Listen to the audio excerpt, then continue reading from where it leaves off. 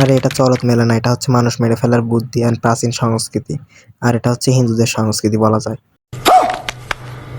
কেউ আবার ভাইবেন না যে পয়লা বৈশাখ উপলক্ষে ঘুরতে পারছি। আরে না ভাই, আমি রেগুলারই ঘুরতে বের হই, আর সিঙ্গেলদের জন্য পয়লা বৈশাখ না।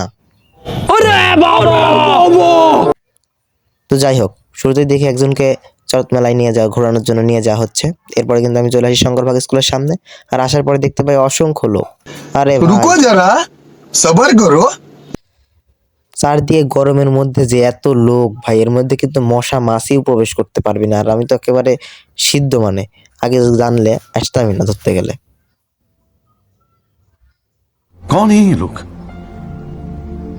कहां से आते हैं ये? বাই দ্য ওয়ে, এরপরে যে সেই মুহূর্তে একজনকে হচ্ছে চড়তে ওঠানো হচ্ছে, আর এখন কিন্তু ঘোরানো হবে। তো দেখা যাক কি করে। रुको जरा सबर करो। এরপরে কিন্তু চড়তে বন বন বন বন বন বন করে মানুষগুলা কিন্তু ঘুরতে লাগলো, আর আমিও কিন্তু দেখতে লাগলাম। যদিও এখন পহেলা বৈশাখ উপলক্ষে কাপড় এরকম বন বন বন বন করে চারদিকে ঘুরে থাকে।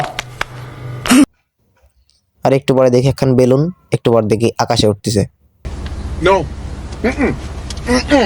नो বাবু খালো না প্লিজ। তো যাই হোক, বাবুকে খাইয়ে দিতে লেগে হয়তো বা বেলুনটি হারিয়ে গিয়েছে। मारो मुझे मारो मारो मुझे मारो मारो। এরপর কিন্তু ক্যামেরাম্যানের অভাব, তাই আমি নিজে নিজে একা একাই মানে একটু রাস্তার মধ্যে হাঁটি আর ভিডিও করি। কি আর করব ভাই, ক্যামেরাম্যান তো নাই। এখন দেখি যে হচ্ছে যে মনস্টন্সের ছবিগুলো তুলি আর আমার ছবিটাকে তুলি। खोपड़ी तोड़ साले का। তারপর আমি কিন্তু চিচাং মার কারো একটা পোস্ট দিয়ে নিই, আর একেবারে ভদেন্টিক পোস্ট এগুলা। তারপরে যে আপুর সাথে আসছিলাম, তো আপুকে নিয়েও একটু বেড়াই।